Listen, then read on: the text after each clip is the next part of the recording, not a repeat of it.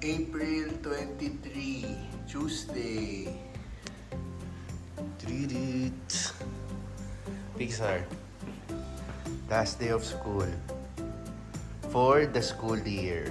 Right? So, excited? Yes.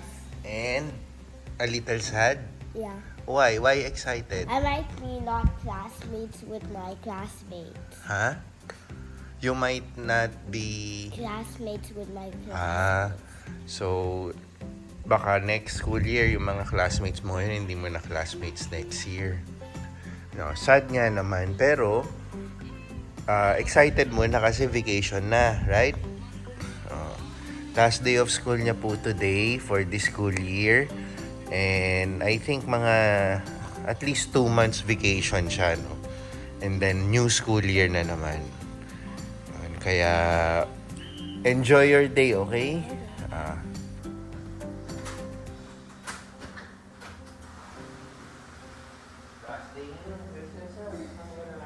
Oo. Wala na. Bakasyon na. Pero yung family, ngayon nata yung kahit naman nag-aako. Di ba gusto na nilang baguhin? Baka i-share siguro may babalik. Kasi ito, ano pa to, yung panahon to, ilong-ilong ka, di ba? Oo, kaya na. Yung ano yung pagiging, itong kayo Duterte, Ah, yun yung ano eh. hindi, unti-unti nilang ina-adjust, di ba? O, sige, Pixar, enjoy the day.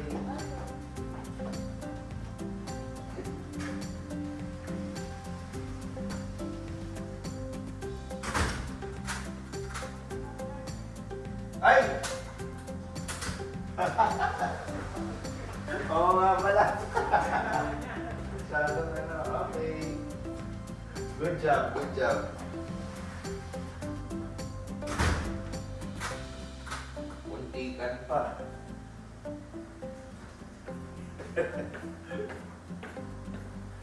Muntikan pa maiwan yung bag.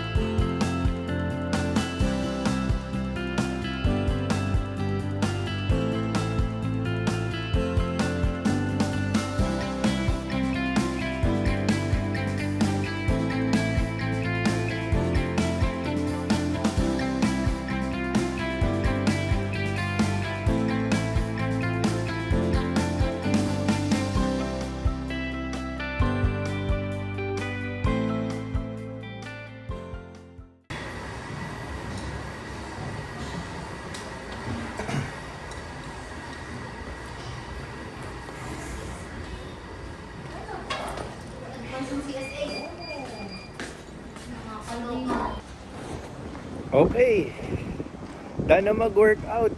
Nandito nga pala tayo sa Laguna, sa Southwoods. Today is April 23, Tuesday.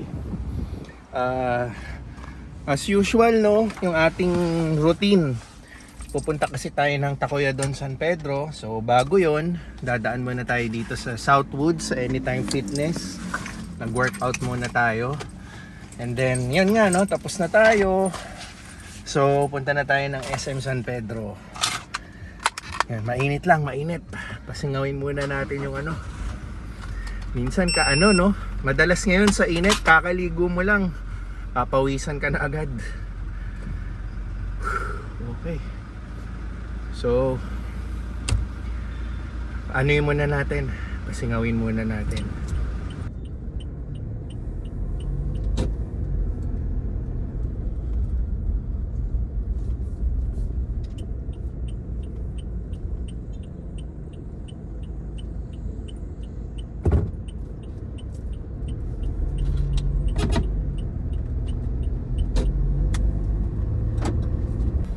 okay.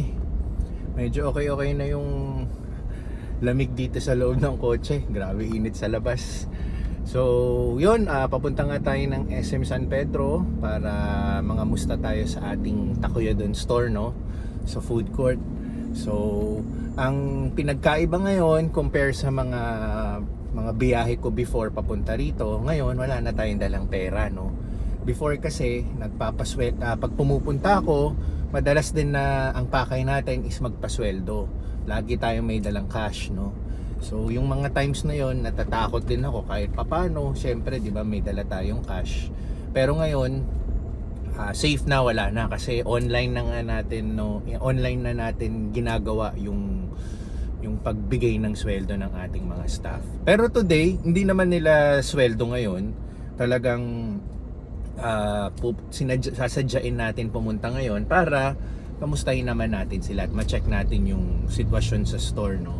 Though everyday naman in contact naman ako sa officer in charge namin, yung bisor namin, updated naman tayo everyday. Pero iba pa rin yung nakikita mo in person, no? Yung isang pakay pa pala natin, 6 months na nga pala yung ibang mga staff natin. Meaning, ano na po sila, regular na sila. Regular employee na sila ng store natin. Before po kasi, yung first 6 months, Probi ba ang tawag doon? Probationary. Probi for short, yan. So may dala rin tayong contract, magpipirmahan po kami ng contract as regular na sila.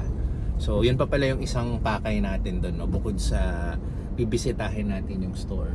Tapos i-explain natin sa kanila yung pagiging regular nila, yung benefits nila, and everything yun. Kung ano yung mga nakasaad sa contract, iisa-isahin natin yun. So, ayun. Puntahan na natin.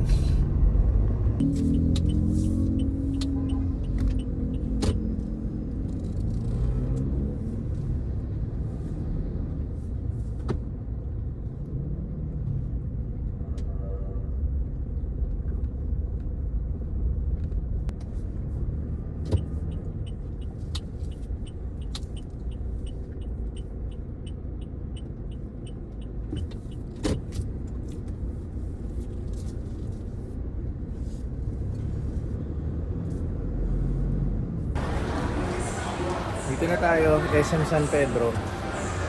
So, didiretso na tayo sa store, no?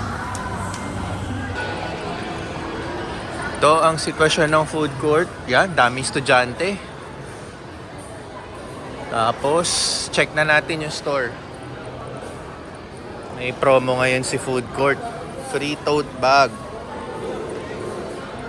Hello! Basta?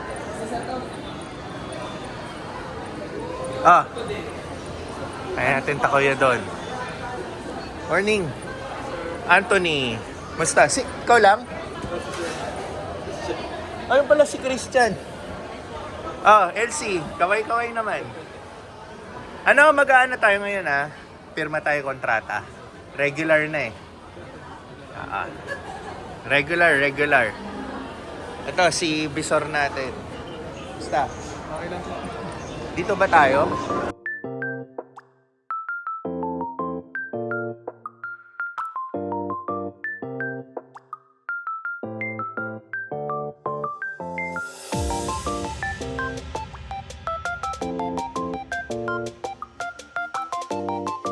So yun, nakausap na natin yung bisor natin.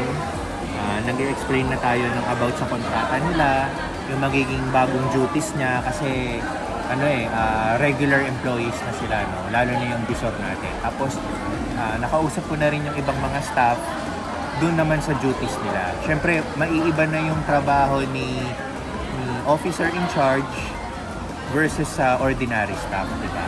So, in-explain ko lang yung duties and responsibilities nila each. At syempre, yung bayad naman sa kanila, syempre mas angat si officer in charge natin.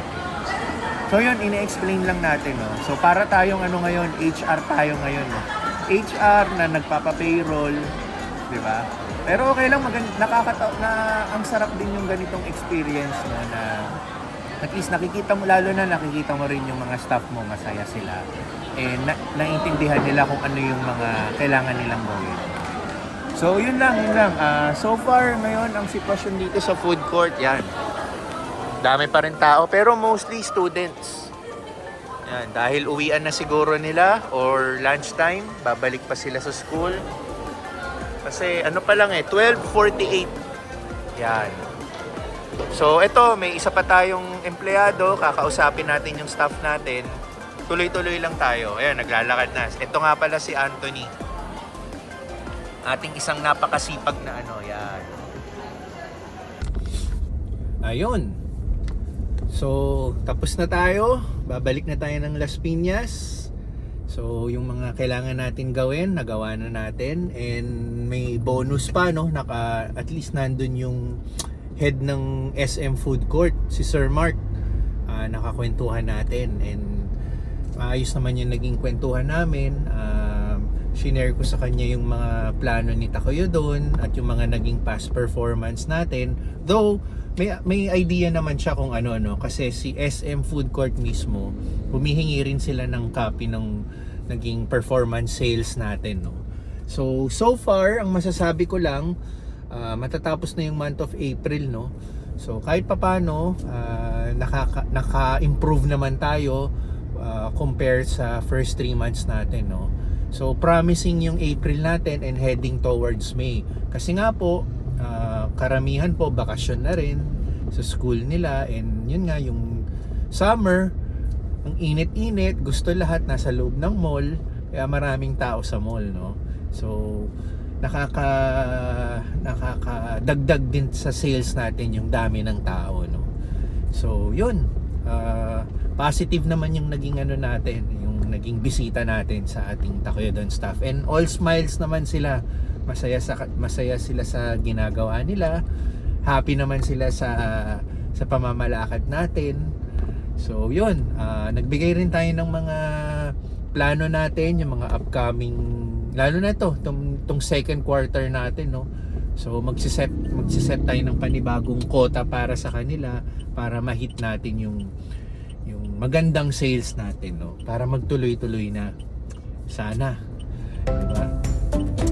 So yun, biyahe muna tayo, balik tayo ng Las Piñas.